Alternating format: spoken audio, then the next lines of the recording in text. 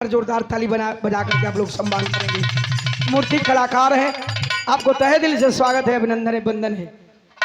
और 100 रुपए का पुरस्कार अमर बहादुर मास्टर साहब जरौना की धरती से गुरुजी की ओर से 100 रुपया। शुरुआत में बिरहा के छालन भूमिका से भाव लिखे कवि जी, आइए।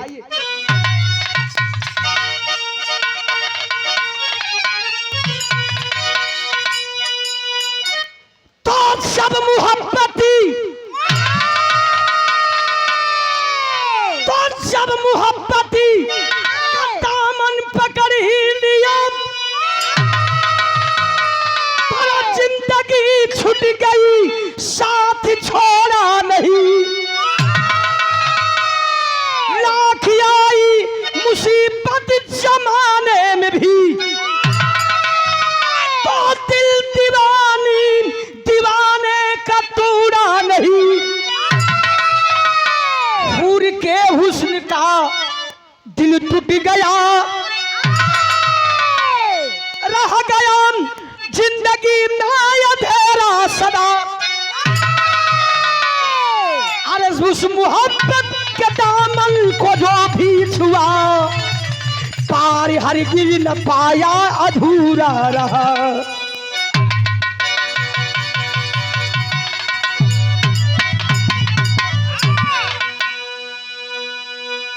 बिरहा सुनने वाले बाबूजी, मोहब्बत आजे ना सतयुग त्रेता द्वापर कलयुग में भी प्यार भइल। केहू अपना माई से प्यार करेला, केहू अपना देश से प्यार करेला, राजनीति से जुड़े हुए साथी तमाम जनता से, अपनी आवाम से प्यार करते हैं। कोई अपना पति से प्यार करला, केहू अपना देश से प्यार करला, केहू बेटा बेटी, केहू प्रेमिका से प्यार करेला। वाह वाह, आखिर प्यार होला का? एक लाइन बिरहा में कव्वाली का नमूना हमारे साथ कैसे, आइए।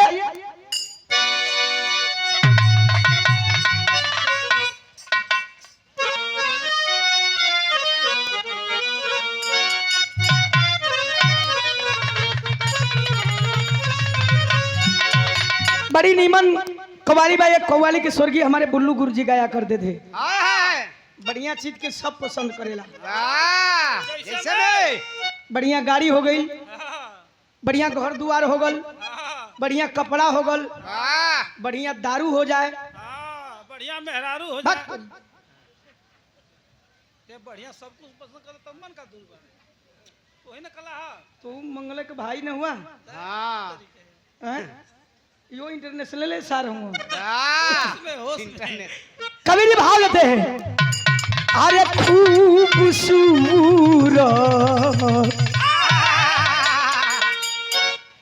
अरे खूबसूरत,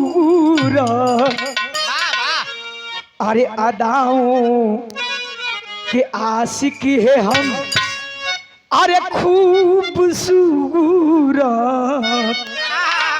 अरे अदाओं के आशिक है हम।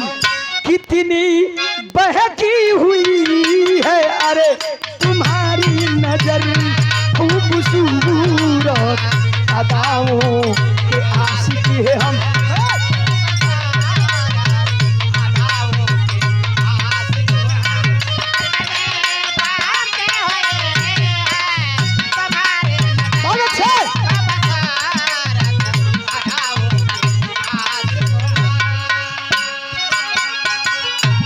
खूबसूरत अदाओं के आशिक है हम,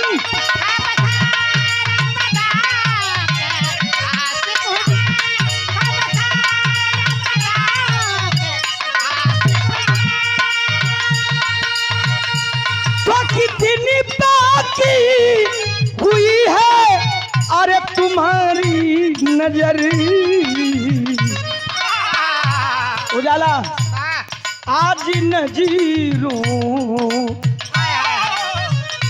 ओ आज नजीरों से कलमा पढ़ेगी नजर, आज नजीरों से कलमा पढ़ेगी नजर। ए नजर है नजरी की अरे पुजारी नजर, आज नजीरों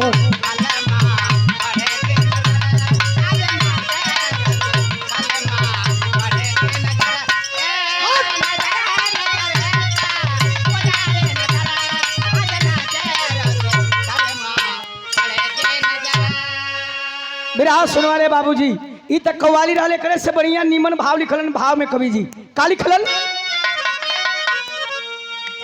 अरे जिंदगी की,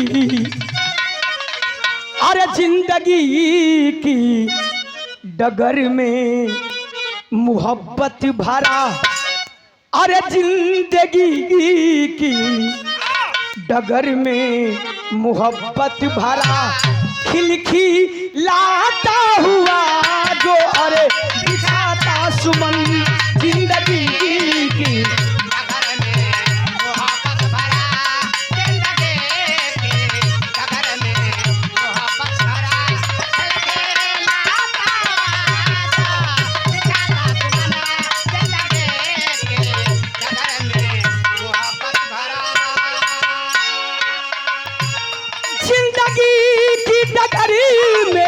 मोहब्बत भरा,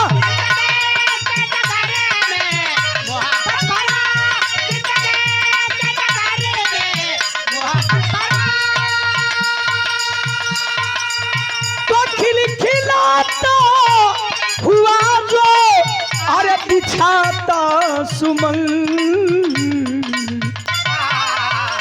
सारी दुनिया में उसके ही इतिहास का, सारी दुनिया में उसके ही इतिहास का, हर जू गोह में सदा गम गमाता सुमन।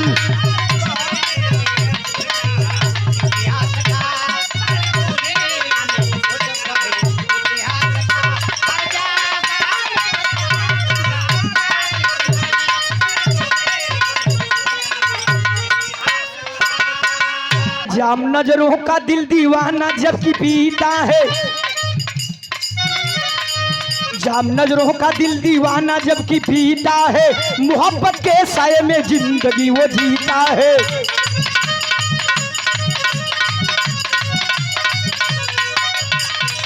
मेरा हाथ सुने वाले बाबूजी, जाम दारू वाली बात हम ना करते हैं, ई नजर का जाम एक बार जब पी ले सो जीवन भर उतरल ना। कहानी शुरुआत होती है, कहानी कैसी है, शहंशाह शाहजहां दिल्ली में शासन था, शहंशाह शाहजहां का दिल्ली में शासन था, तख्त पर दिल्ली के बस उन्हीं का तब आसन था।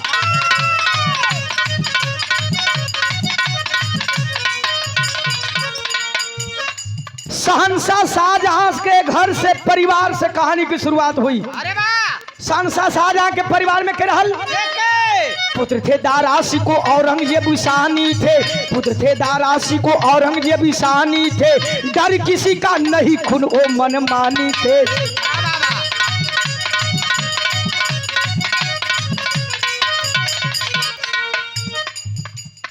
शहंशाह शाहजहां के दुई बेटवा, बड़ा बेटा का नाम दारा शिको और छोटका का नाम औरंगजेब।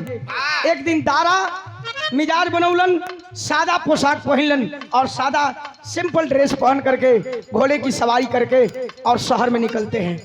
निकलन वो गईलन कहा, एक दिन भेष को दाराश को है बदला है, एक दिन भेष को दाराश को है बदला है, सैर करने के लिए घर से तब वो निकला है।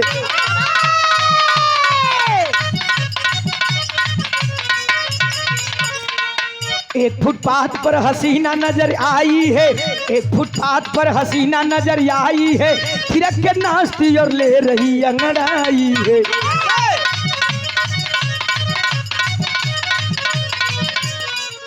अरे बाबू, दारा घोड़े के सवारी करके घूमत घूमत पहुंचलन कहाँ, दिल्ली के लाल किला के चौराहा पर, अवधपुरी चौराहा पर। अवधपुरी चौराहा पर पहुंचलन, देखलन कि लोगन का बहुत भीड़ बा। वो भीड़ को चीरते हुए आगे पहुंचते हैं तो बाबूजी देख रहे हैं कि एक नर्तकी जो है नाच रही है उसी भीड़ के बीच में, और इतनी खूबसूरत है, जितनी खूबसूरत वो है उतनी ही खूबसूरत वो डांस कर रही है। दारा सिको वही भीड़ में होके नाच देखे लगलन, सोचत हुवन का सोचलन, चाँद सा चेहरा और सलोनी उसकी सूरत है, चाँद सा चेहरा और सलोनी उसकी सूरत है, हुर जन्नत की या मरियों की कोई मूरत है।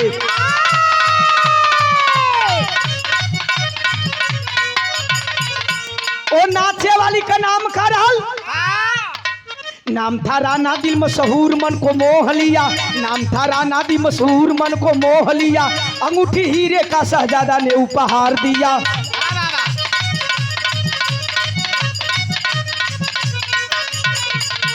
रूप बदला था, रूप बदला था पर शहजादे को पहचानी गई।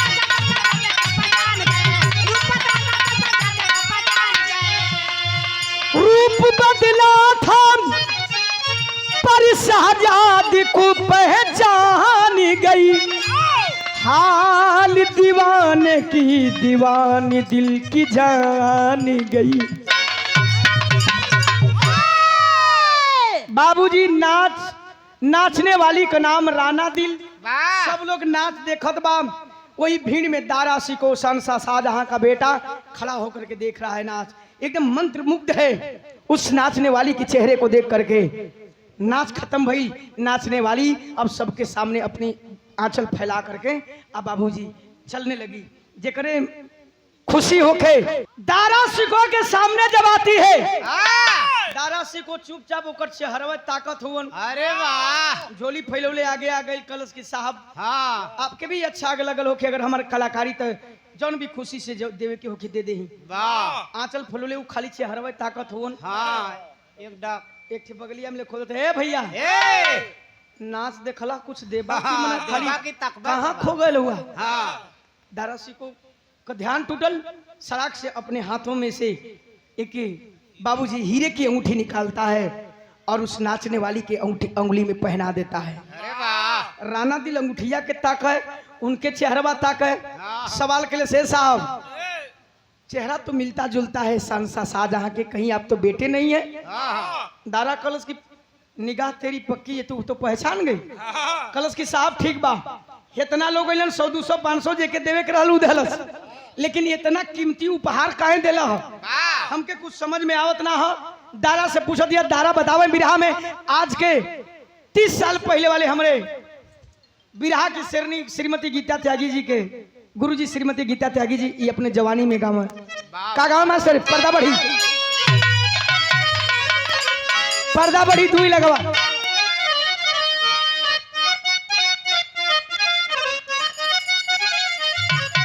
पहले के जमाना के गीत में और आज के जमाना के गीत में, आजकल का गीत ऐसा नहीं सुनावत है। साला का परिवार के साथ सुनी आदमी का सुनी हो कुछ नहीं। अब एगो कुछ दिन पहले में एगो गीत आई रही है, पतिया नतिया पटना पटना बा, देवरा ढूढ़ी चटना बा। अरे बहिनी के तो यह कुल चलत हुआ तू। अरे मतलब गौले रहा सुन के करियावा। पति परमेश्वर के अब नतिया बना देते सब।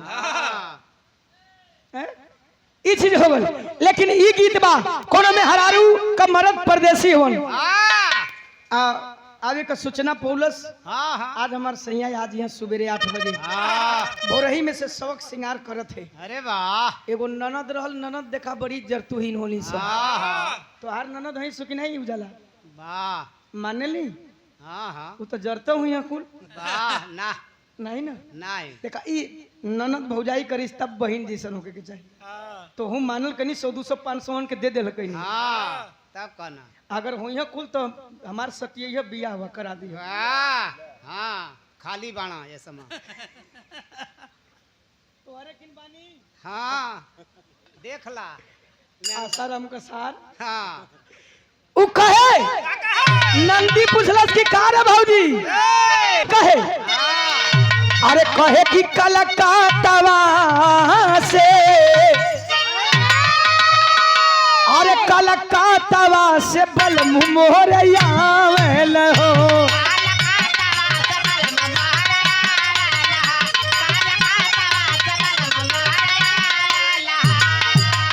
अरे अखिया मोर फर के फुफुतिया मोर सर के रजऊ आवेल हो, बलमु आवेल हो। कागे उड़ी उड़ी सगुना मनावेल हो, सगुना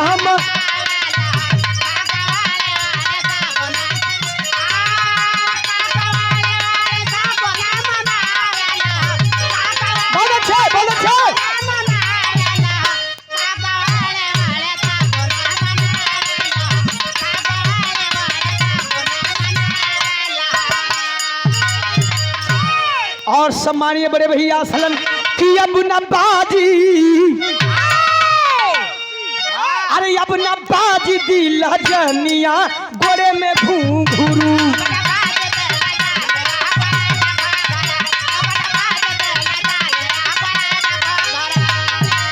अरे अब नीलाम होके देबू ना तोहारी अबरू, अब नीलाम होके देबू ना तोहारी अबरू। अब न बाजी दिल जनिया गोरे में घूंघरू।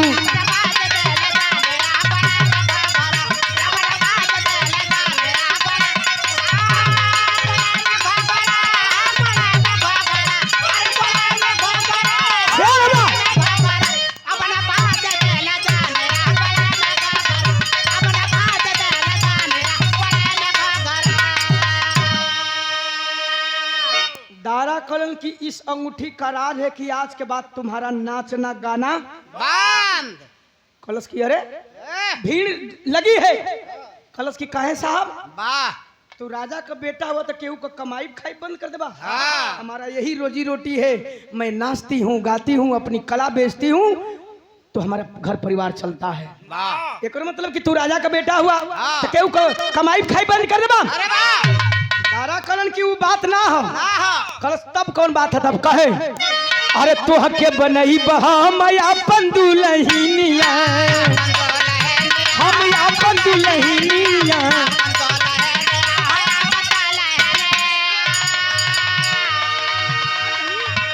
रहबू महल में बारी धनिया, धनिया महल में बारी धनिया। अरे तुहरे खिदमत में हाजिर रहबा बन के प्रहरू, तुहरे खिदमत में हाजिर रहबा बन के प्रहरू। अब न बाजी दिल जनिया गोरे में घूंघू।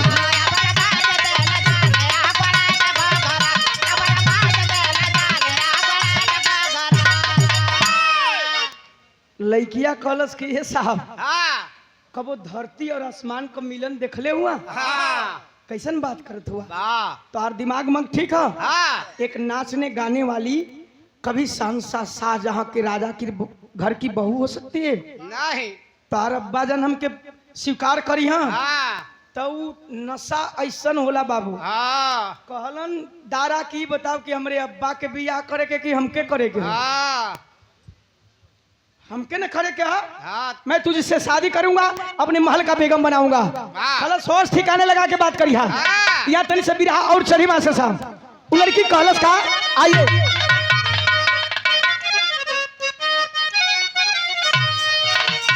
कहलस की अरे जब प्यार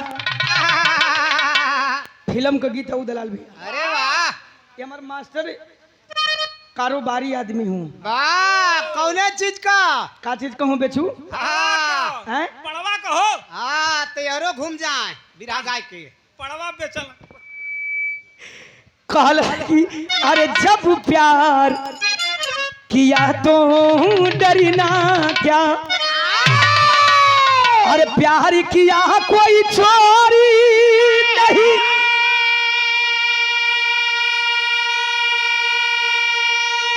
तारा छुप छुप गया है भरना क्या रे, जब प्यार किया तो डरना क्या।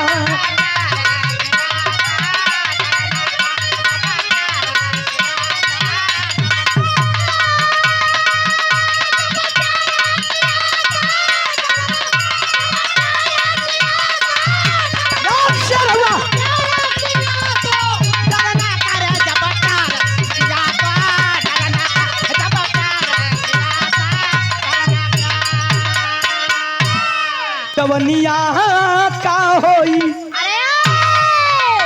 अरे कोठे का कसबिन बेगम बड़ी,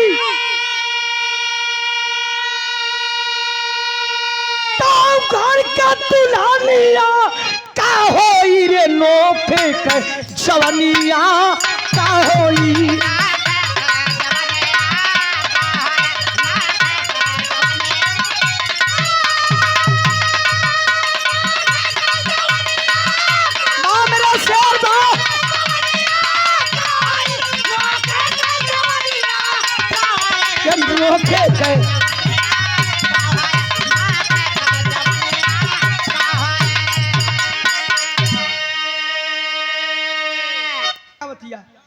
बात और कहलस कहलस कि बन के बेदारी दी हमारी निरामहिया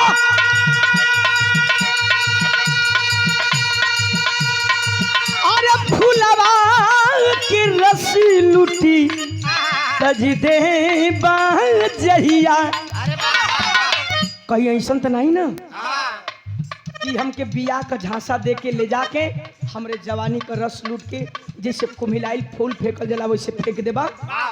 खींच लिया म्यान से तलवार और तलवार खींच करके दारा कहा।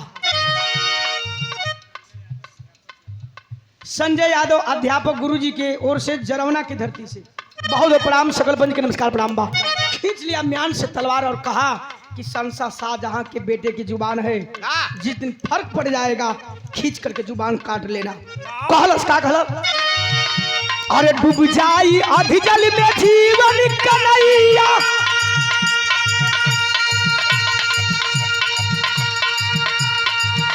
अरे डूब जाई आधी जल में जीवन कन्हैया बाकी जित कन्हैया का होई रे नोखे कर जवनिया का होई।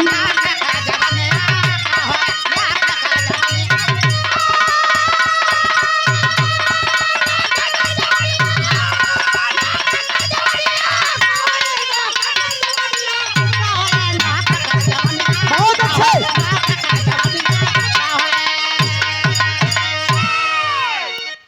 बाबूजी कलश के साम अगर ऐसा कर देबा तो हम न तो घर करब न घाट करब, अरे वाह न नाचे गावेला करब न समाज में जिएला करब।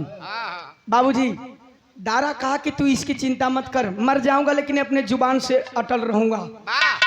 लड़कियां सोचलस कि कहीं काम गड़बड़ा था तो यहाँ एक लाइन तर्ज और लगत हमारे से साहब कलश किए साहब ठीक बा हम बियाह करे के राजी बानी, लेकिन एगो हमार सवाल बा, पहले अपने घरे चल जा और अपने अब्बा जान से पूछ के आवा कि एगो नाचे वाली से हमके प्यार हो गल हा, अगर वो हमके बहू के रूप में स्वीकार करियन तब तो उसे बियाह करे खातिर तैयार बानी। दादा कहलन कि हाँ ये ठीक कली है। घरे चलल हुन, आज जब घरे गइलन तब बिरहवा में भी वह तर्ज लगल मास्टर साहब कौनो ननद अपने भौजाई से पूछलस कि करे भौजी जहिया से तोर बियाह भल भैया वही घरवे में खा ल, वही घरवे में नहा ल, वही घरवे में सूते ल, घरवे में मूता ल। यार शौचालय हो गया, शौचालय रह अटैचमेंट रह। चला चला भौजैया कलश है नंदो जौने दिन तोहरो बियाह होई मरद का मजा पाए जइबू भूला जइबू तो कहतिया कि अरे अपने सजानामा की पा लेबू हियरा में ना लेबू आँख में चोरा लेबू ननदो।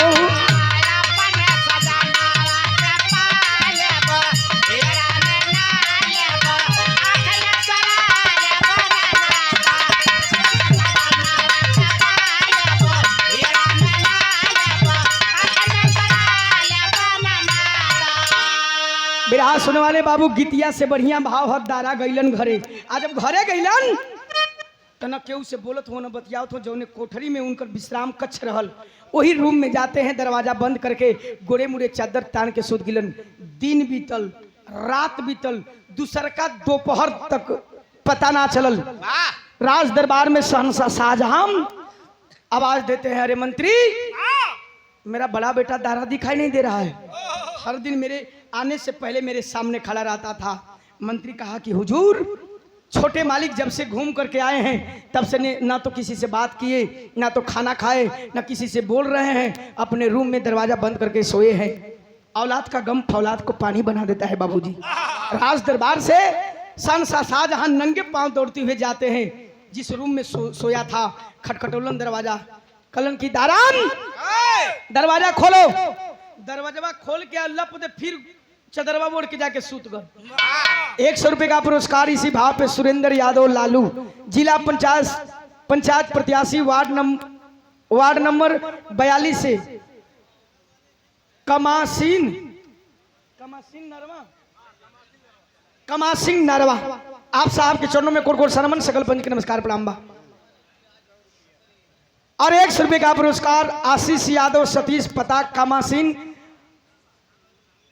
अधिकर्ता भारतीय जीवन बीमा निगम LIC, आप साहब की ओर से 100 रुपये का पुरस्कार। बहुत प्रणाम, सकल पंच के नमस्कार प्रणाम बा। अच्छा तो वही रूमवा में जाके सुत गल, संसा शाहजहां कलन किए करे का भल हो। हाँ उ चंद्रमा बोल के सुतल बा, वही में आवाज देता, बेटा का भाई काहे ऐसे तू व्यवहार करता रे, का दिक्कत बा।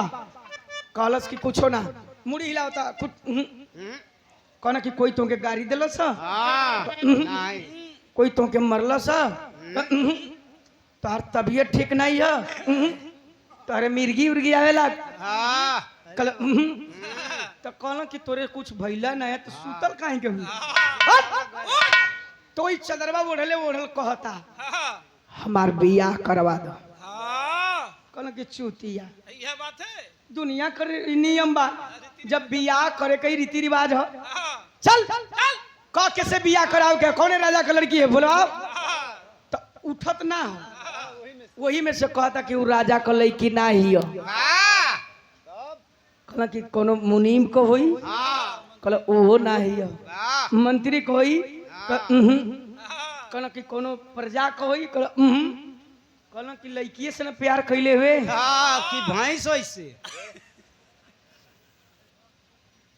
कहलन कि कैसे प्यार कैले हुए, उठ के बोल। वाह। अच्छा तो चदरा उदरा झाड़ के आ उठल, तो हम हो के चाहे केहू हो के, बाप तो बापे होते हैं, सामने खड़ा ना भल हाँ पापा यार हूँ अब्बा जान, और ये लंगे से कलश की कहना कि बोल कौन लेके, तो कलश की ऊ ना तो एगो ही है। अरे वाह कहला ठीक बा, हाँ ठीक है बोल आगे बोला के बोल बोल कहला कि हाँ तो उहे ही है। हाँ कहला कि हाँ, आगे आगे बोला कौन ही है। हाँ तो कहला कि हाँ तो उससे ना तो वही से बियाह करे के हो। वाह कहला कि हाँ ठीक बा बेटा, हाँ वही से बियाह करे के ही कौन। हाँ काखत का हुए बताओ साहब। कहला कि तो हुआ तो वही से बियाह करे के तो प्यार हो गल। अरे वाह कहला कि हिया तो हिया तो हिया मने लड़की ये बोल हाँ क्या हो, वाह डांट के बोले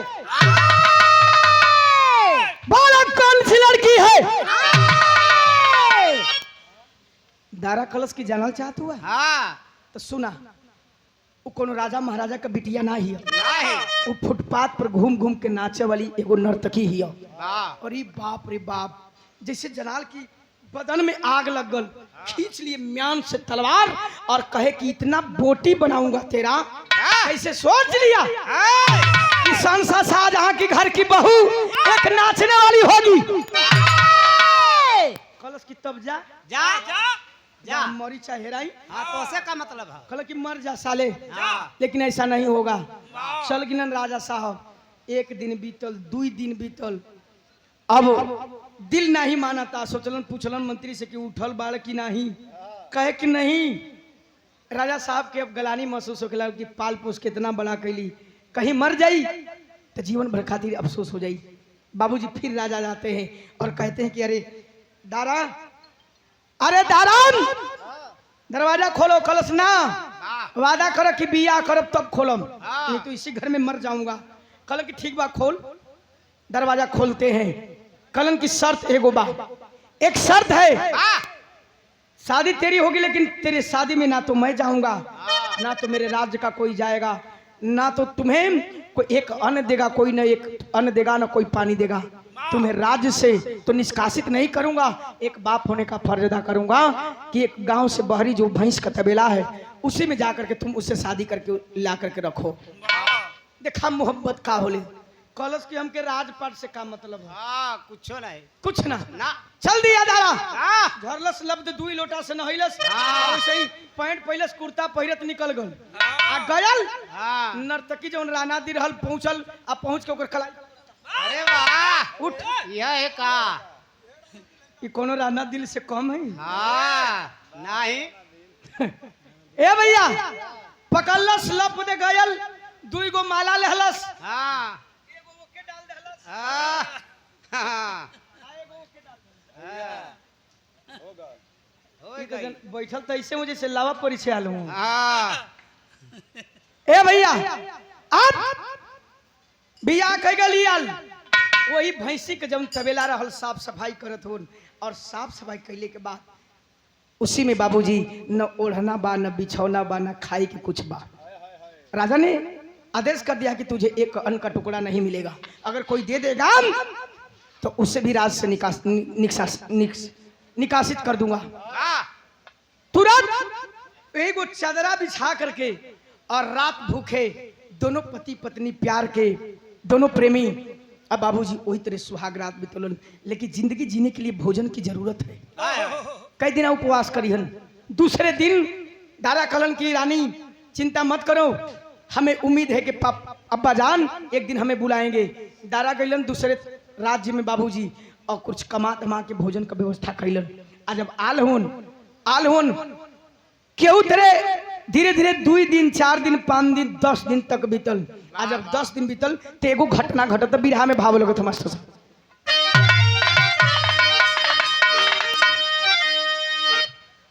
बिरहा में तर लग रहा बा।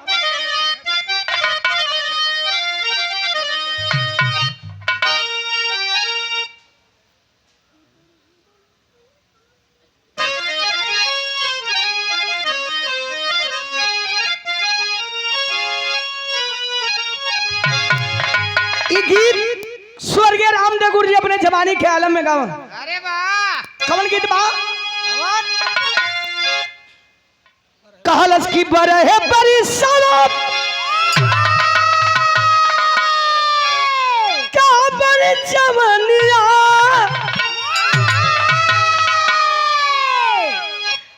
अरे जिया भइल बा बेटा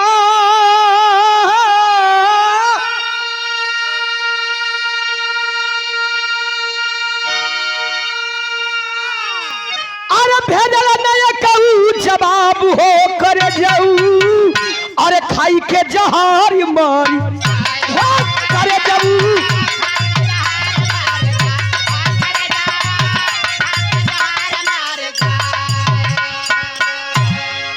बाबूजी 10 दिन के बाद दारा काम के तलाश में गईलन, भोजन के तलाश में गईलन।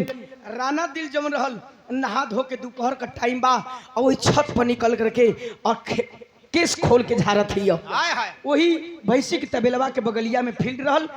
औरंगजेब उनका जो शहंशाह शाहजहां का छोटा बेटा था, जो शहंशाह शाहजहां का छोटा बेटा औरंगजेब था, अपने साथियन के साथ में क्रिकेट खेलते रहल। राना दिन वही छतवा पर केस खोल के झारत हिया, एगो गेना फेंकलस, यह बैटिंग करत रहल। वही बल्ला मरलस। आज जब बल्ला मरले के बाद वो नजर ऊपर जाले और नजर जब ओकर ऊपर पड़ल वही राना दिल कैसे ताकता। अरे अरे एगो साथी गेनवा लेके कल की अरे ऊपरा का ताकत रे सारे संगी साथी होलन, चाहे तू राजा महाराजा का बेटा होगा कोई होगा, कल करे ऊपरा का ताकत रे तो उ जानत हुआ का कइलस गेनवा देखल तो कल खाली है करे जवा दे के कहता भौजी भौजी अरे कुल लइकवा डेराई के भगलो से की लागत कि सारे के भूत धललस। भगलऊ घरे गयल आ घरे गयल तो चिट्ठी लिखता 100 रुपए का पुरस्कार इसी भाव पे आदरणीय बाबू श्री अरुण कुमार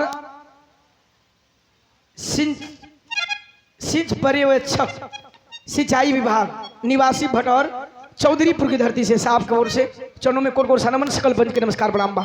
घर में गल तो चिट्ठी लिखता का लिखलस की सोना जसवनिया तारा तोर दिल जानिया गला में पतनू गुला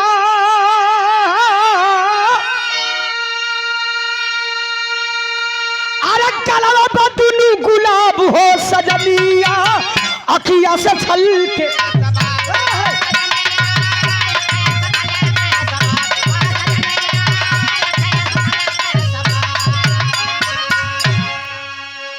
सोना जस जवनिया तोहार दिल जनिया गलवा बदुनु गुलाब हो सजनिया आखिया से छलके सेवा में भाभी जी के मालूम कि हम तोहार छोटका देवर औरंगजेब बोलता नहीं भैया तोरे प्यार में तो 4 दिन पागल रहल। हाँ तो से निवेदन बा हाँ कि भैया में से थोड़ा सा प्यार काट के हमके दे दिया। अरे वाह दूसर के लिए में लिखा था, अरे जानू मारे घुंघरा ले,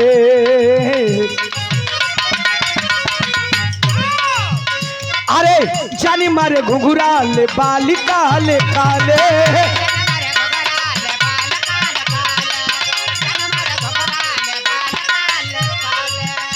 अरे अपने बगीचा के माली बना ले, माली बना ले।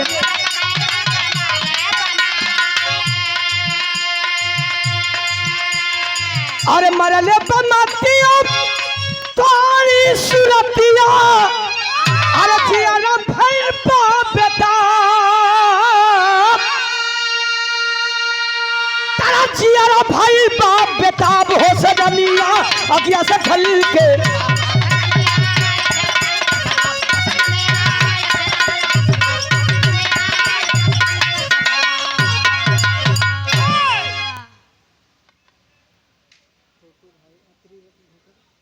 आई लिखल है ना।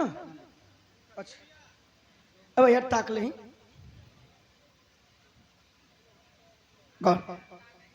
और सादर 200 रुपए का पुरस्कार त्रिरत्न भूषण छोटू भाई बनकट प्रधान पद के भावी प्रत्याशी हैं आप साहब, आपके ओर से 200 रुपए का पुरस्कार चरणों में कोट कोट सनमन सकल पंच के नमस्कार प्रणाम बा। लिखलस की भौजी सोना जजवसनिया तुहार दिलजनिया गलवा बदुनू गुलाब, वाह जान मारे घुंघुराले बाल काले काले अपने बगीचा का माली बना ले, मरले बम्मतिया तुहारी सूरतिया जियरा भइल बा बेटा। हाँ हमके अगर प्यार ना मिली हाँ तो भैया तो 4 दिन पगला रहा, हम जीवन भर पगला जी। बाबूजी चिट्ठी लिखा और दासी को दे दिया और ले जाकर के दासी दे देती है राणा दिल को।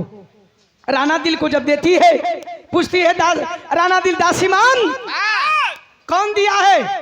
कलश की तुहार छोटका देवर औरंगजेब दिलहन। चिट्ठी खोल के पढ़लस कलश किल्ला, एक थे तब पगलायल तब बियाह के लियाल, अभी दूसरा पगलाए लगल, अब एक एक का करी तो चिट्ठिया पलट के आकर जवाब लिखत है इतना सकल पंच है। विराह में तर्ज लगा था आखिरी तर्ज मास्टर बढ़िया ओहे गीतिया बाकी अरे आइल गरमिया के कोनो बुढ़ऊ अपना बुढ़िया से कहलन ए बुढ़िया बड़ा गर्मी होता तनी बेना उना हुक दे। बुढ़िया कलश की सुना ई नहीं करत हुआ कि लइकवा के ससुररिया से मिलल के जन का हर हर हर हर चलेला मैं घरवा ठंडा रहेला। आ ये बुढ़ऊ तोहू लियाई देता वही में दोनों प्राणी सुतती जा। ओमे सुतबा की कटाई जीव हाँ बुढ़ऊ खिसिया गेला कहला कि जिंदगी भर रहलू निबी के पहने था हम निपोरी में सुतबू तऊ है कहे कि अरे आइल गरमिया के दीनी है बूढ़ी दीनी है बूढ़ी बेनिया डोलाई दा आइल गरम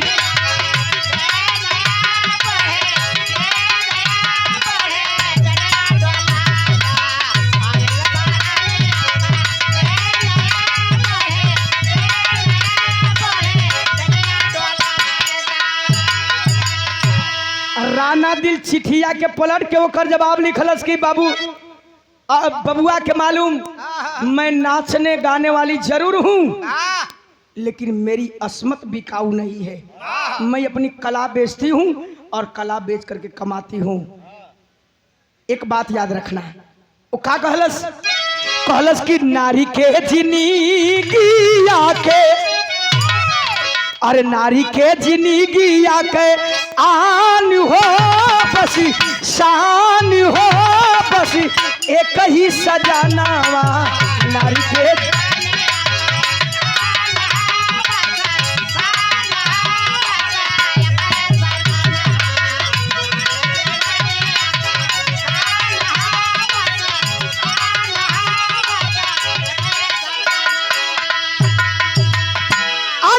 जेकरा के पति लिहाली जेकरा के पति लिहाली महान हो बस महान हो बस एक ही सजानवा। और 100 रुपये का पुरस्कार आदरणीय बाबू श्री सुरेंद्र यादव लालू कमासीन नरवा से जिला पंचायत प्रत्याशी वार्ड नंबर 42 से मछली शहर जौनपुर। कलश की देवर बबुआ, मेरा पति मेरे लिए भगवान से भी बढ़कर है, जिन्होंने मुझे फुटपाथ पर से उठा करके समाज में जीने का अधिकार दिया, एक पत्नी होने का दर्जा दिया। मैं अपने पति के साथ गद्दारी नहीं कर सकती हूँ, भले ही मर जाऊंगी, मेरी आबरू बिकाऊ नहीं है। एक बात याद रखना, अरे पति धर्म में हमारे लागी नहीं दागी।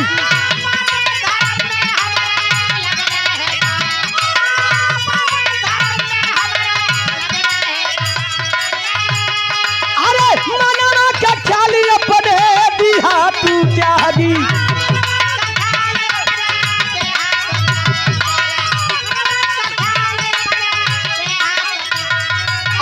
जिंदगी से बढ़ के वो कर, जिंदगी से बढ़ के वो कर, आहान हो बस शान हो बस एक ही सजानवा। लिख करके चपोत देती है और कलश की मेरे पति की, मैं अपने पति के साथ गद्दारी नहीं कर सकती हूँ। दासी को थमा दी ले जाती है दासी।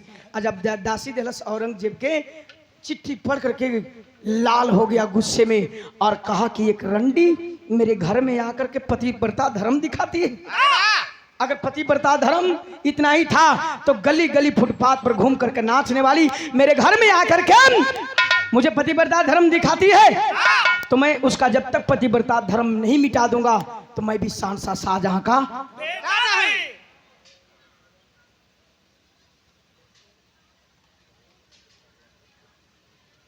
बिरहा में टेरी लगे तो भैया।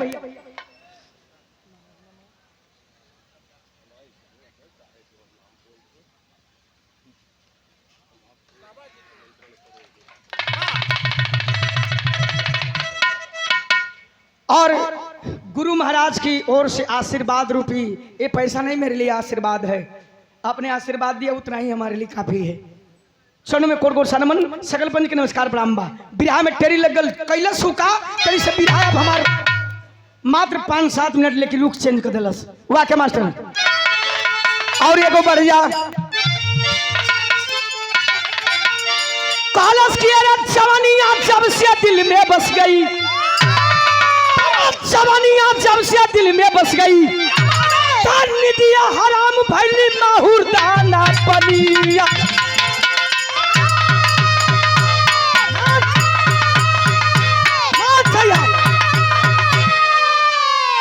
जवानिया जब से दिल में बस गई, निदिया हराम भैली माहुर दाना पनिया। गई राज दरबार में शहंशाह शाहजहां पूरी आवाम के सामने और बैठे हैं सिंहासन पे। गई और जितना लोग बैठल रहल, जितना लोग बैठल रहल सभा में, सबके बारी बारी लगल उठा है भैया उठा उठा हाँ उठा जा जा जा जा जा जा घरे बैठल का हुआ जा के कहत हुआ दरबार हमके ये लोग के कहत हुआ। नहीं लोग से ए भैया राजा साहब टुकुर टुकुर ताकत हो रोकत हो। भैया काहे हो, ये हमारी जनता है, हाँ इनका गुहार सुनना, इनका दुख दर्द सुनना हमारा काम है। कलश की कोनो दुख दर्द नहीं आज निकल लोग काल सुनाई। कल काहे कल की जनता का दुख दर्द सुनब हम दुख दर्द में जौने मरत हैं वो हमार नहीं सुनब।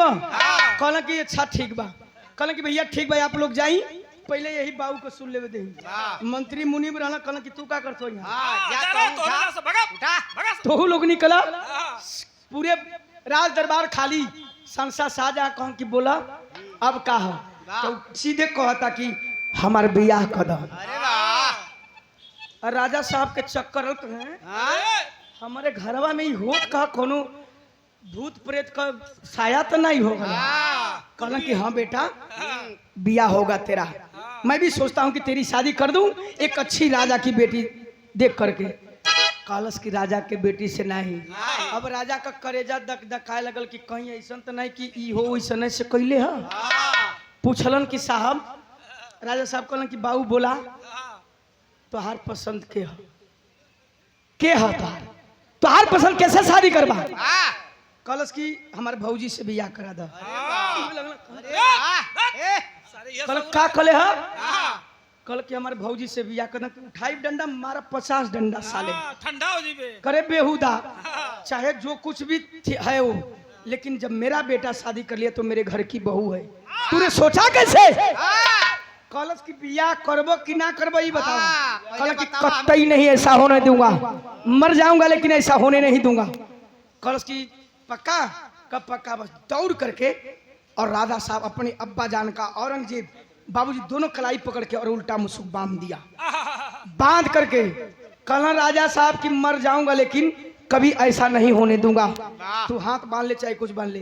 दोनों गोड़ो बांधलस और दोनों गोड़ो बांध देलस। जो वही चलता राजा साहब कहले कि औरंगजेब ऐसा मत करना वरना धरती फट जाएगी, आसमान फट जाएगा, लोगों का विश्वास उठ जाएगा।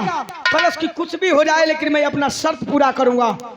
राजा साहब के बतिया पे बाबूजी एगो पट्टी ले आल और मुँह पर सटा दिलस कि जे ढेर बड़ बड़ बड़ करब। मुँह पर सटा दिया और सटौले के बाद कैलस का अरे कामी के खातिर कामी के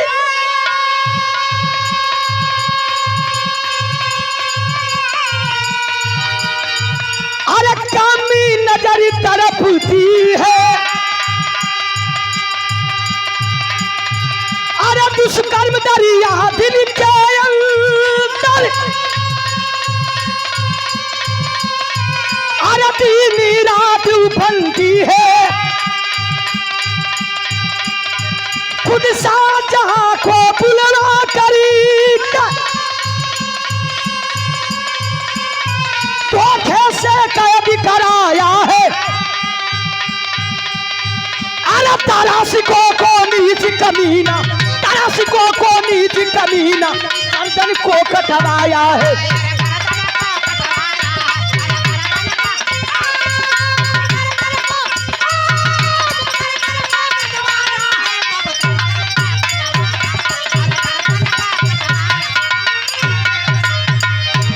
सादर 100 रुपये का पुरस्कार श्रीमती विमला देवी पत्नी प्रदेशी अध्यापक साहब समाजवादी पार्टी महिला जिला सचिव जौनपुर भारोपुर निगोह जौनपुर।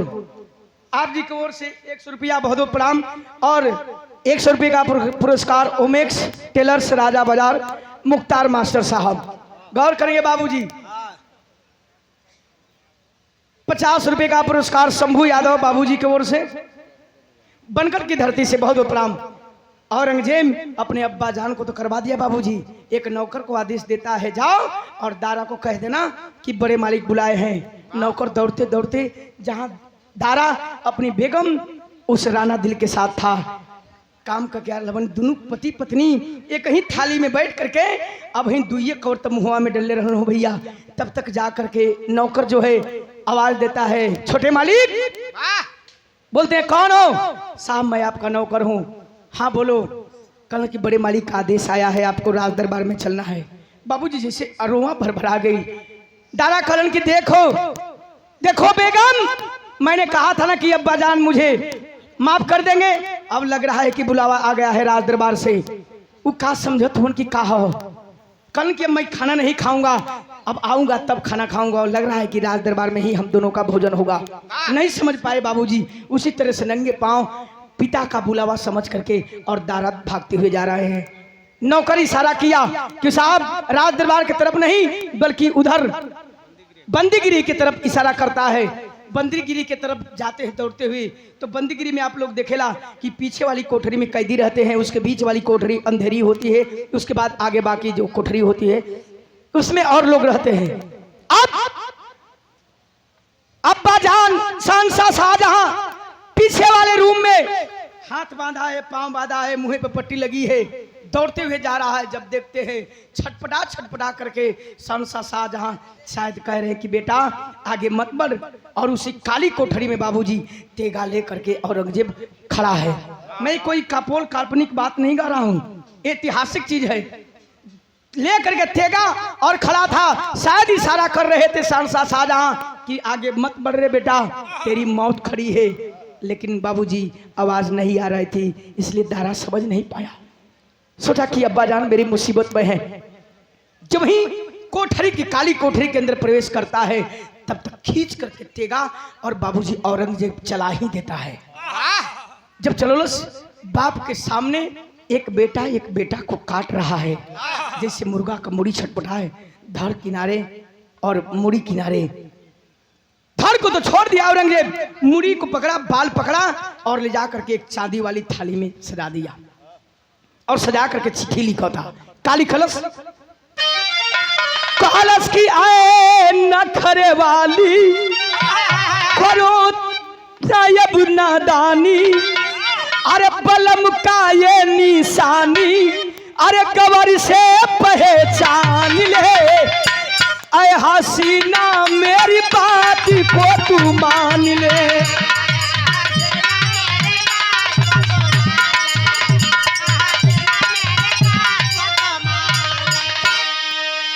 बाबूजी चिट्ठी लिखा, कहा कि पतिव्रता, इसी पति पे ने पतिव्रता बनती थी, आज के बाद तेरे पति को मिटा दिया, अब मैं भी अकेला और तू भी अकेला, आओ हम शादी करेंगे और ऐश की जिंदगी जिएंगे।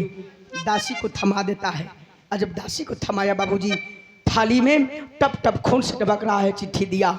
जाती है दासी और राना दिल के सामने जब पहुंची तो देखती है आंखों में आंसू आ गया। राना दिल पूछलस कि माँ क्या हुआ, क्या कहे हमारे देवर बबुआ। बोल नहीं पाई और कही कि माँ रानी साहिबा मुझसे मत पूछिए, आप खुद ही चिट्ठी पढ़ लीजिए। एक इशारा करती है, टेबल पे थाली रखाई और चिट्ठी खोल के देखलस, तब जान गई कि नीच कमीनाम गद्दारी कर दिया, धोखा कर दिया। तब विदेशिया से भाव लगल, कहलस कि अरे शादी वाली थाली में अरे सजाई करी के राखली रहल, अरे अखिया से देखाली सजल के मऊरिया। खा करके पछाला गिर जाती है और बाबूजी दासी दौड़ के जाती है, बेहोश पानी में कमर छिटा मरलस, उठल। कहते हैं कि माँ एक काम कर दे, मुझे कोई कटार उटार होते दे दे। कलश मैं कहाँ से लाऊं, घर में जो सब्जी काटे वाला चाकू रहल, वह चाकू राना दिल उठौलस और कैलस का बिरहा में पहपर लगल उदय भैया।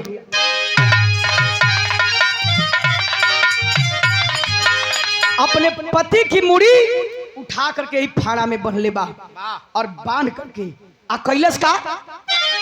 और एगो बढ़ा, एगो और बढ़िया, कहलस की हटा के चली, तब हटा के चली, अरे अपने हाथ गुजरिया खूनी खंजर से काटा दोनों जानी के कथरिया खूनी खंजर से।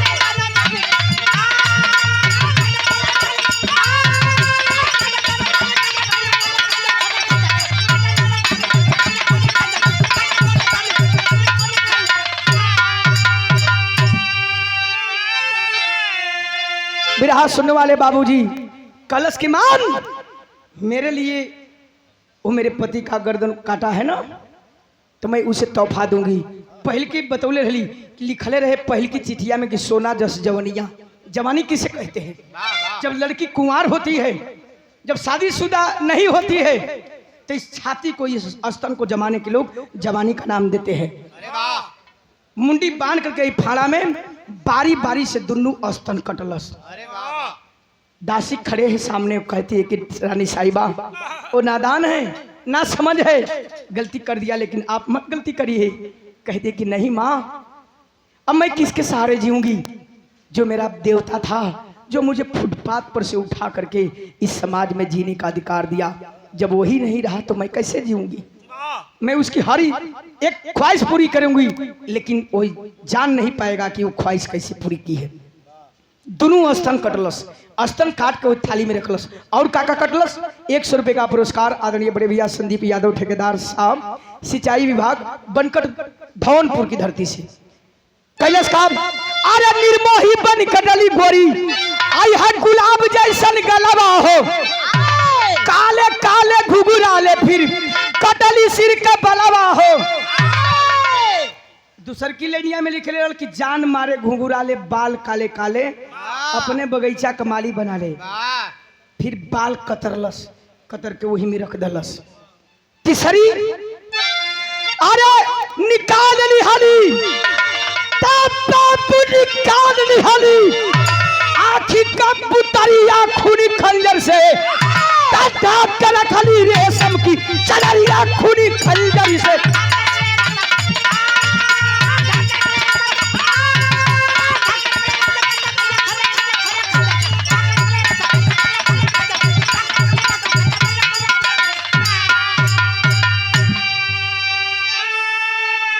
भोंक के कटार आंख निकाल करके उसमें रख देती है और दासी को कहती है कि दासीमान जाकर कह देना उस नीच कमीने का जो अपने भाई का नहीं हुआ वो मेरा क्या हो सकता है। और कह देना जिस अंग पे उसकी नजर पड़ी थी वो उसको भेज रही हूँ, लेकर के जीवन भर सेवन करेगा। आल्हा के अंदर प्रमाण लगल। कैसे मास्टर? कालज की निकला क्या चढ़ाली, अरे जमानिया का पनिया आए है जकरा के देखी करके मोहे सान सा।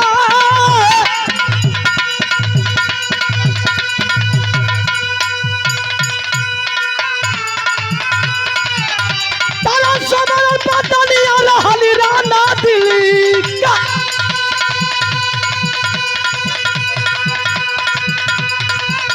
अरे यही से तो मोहरिया रंगे पापा का।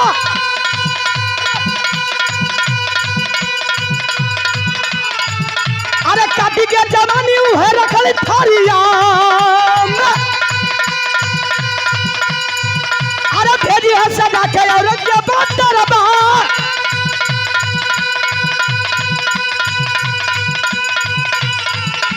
जैसे हमरा सारा लागे काटी के मारी जा। हमरा सारा लागे काटी के मारी जा। अरे प्रेम से बधाई डाल रहा उपहार।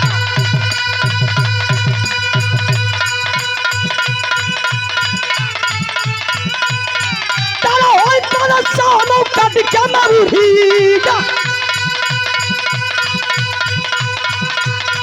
अरे काट के बधाई दे तोरा दरबार।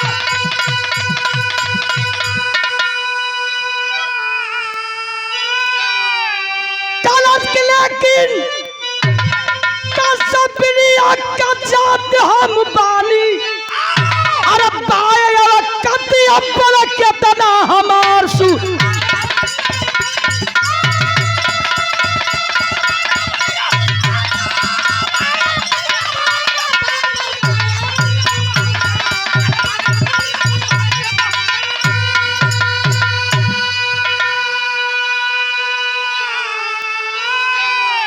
कलश की दासी मां जाकर के कह देना उस नीच कमीने गद्दार से कि जो अपने भाई का नहीं हुआ वो मेरा क्या हो सकता है।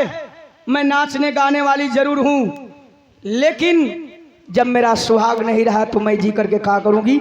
जिस अंग अंग पे उसकी नजर पड़ी थी वो चीज तोहफे के रूप में भेज रही हूं। एक बात और कह देना, जैसे आज मेरे पति की गर्दन काट करके भेजा है ना, अफसोस है मैं भी कोई बादशाह की बेटी होती तो जैसे मेरे पति की गर्दन को काट करके भेजा है उसकी भी लात लगा करके गर्दन काट लेती।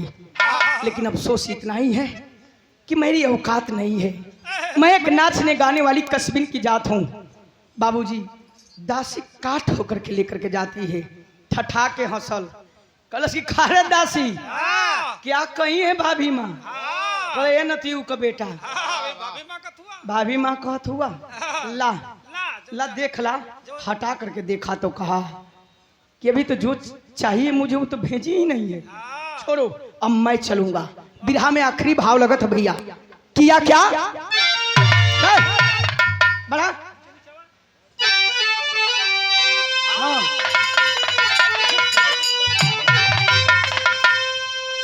चढ़ा के घोड़ा पे गधा पे चढ़ाई तो कैसन लागी। वही कलेंगे कि नीचे नीचे अब बोले कि हम के हाँ फाटत का तो हार है दा डेढ़िया का मान के कालास के चार प्रात का ताजे कर बच्चा कर छल की बनिया त कैसा माटी बेइज्जतिया मिलाई दुनिया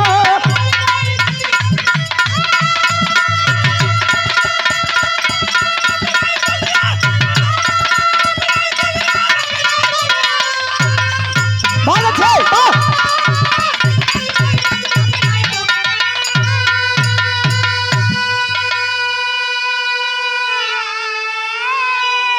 नहीं माना, चल लिया राणा दिल के पास। और जब राणा दिल के पास पहुंचता है तो होता क्या है, अरे चला बादशाह पहुंचा वही राणा के भावनवा आया हर खाई के जहारिया पन तेज दिली जाना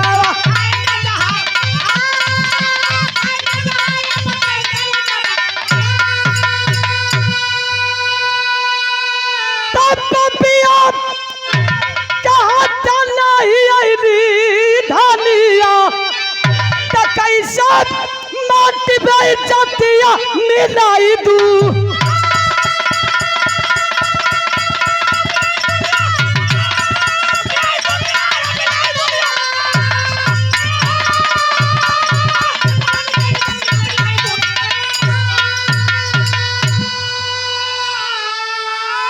विराज सुनने वाले बाबूजी, बादशाह पहुंचा औरंगजेब और जब देख रहा है इधर राणा दिल समझ गई कि वो आएगा मेरी आबरू बिगाड़ देगा तो फिर मेरा कोई मतलब नहीं रह जाएगा, इसलिए जहर खा करके अपना प्राण त्याग देती। जाता है हिलाता जुलाता है, भाभी उठो मैं आ गया। जब दे जानता है कि इस शरीर से केवल माटी बची है तब बाबूजी कुछ बिगड़ जाला, तब आदमी का दिमाग खुलेला। औरंगजेब का जैसे कंप्यूटर खुला वैसे दिमाग खुला। कलश के अरे बाप रे बाप, मैंने बहुत भारी भूल कर दिया। दौड़ करके जाता है और सहनशाह शाहजहां के बंदीगिरी से निकाल के मुंह से पट्टी हटोलस, हाथ खोलस, पैर खोला और लिया करके तेगा दे देता है। कलश की अब्बा जान मैं आपका गुनहगार हूँ जी, जो चाहिए सजा दे दीजिए। सहनशाह शाहजहां बोले कि नहीं, ले ले राजपाट, जब मेरा बेटा और बहू नहीं रहा तो मैं जी करके क्या करूँगा। प्रमाण मिलता है कि अपनी बहू और बेटे के याद में सहनशाह शाहजहां बाबूजी कोहिल कोहिल करके प्राण त्याग दिए। यही से बिरहा के शीर्षक रहल जौहर जवानी। समय थोड़ा सा जरूर, पहली पारी में साज बजेला, वंदना होला, धुन तरज होला, बिरहा होला, समय जरूर लागल लेकिन क्षमा करेंगे। अखले में घराने से परिचय लगे। आइए गुरु बिहारी पत्तू छे बरी सुगनंदन की गीत निराली, काशी बुल्लू के बगिया का तारा पन्ने मनोहर माली, जब से दिल में बस गई मस्ताना राम कृत का पिंडा चली भवानिया जवानिया जब से दिल में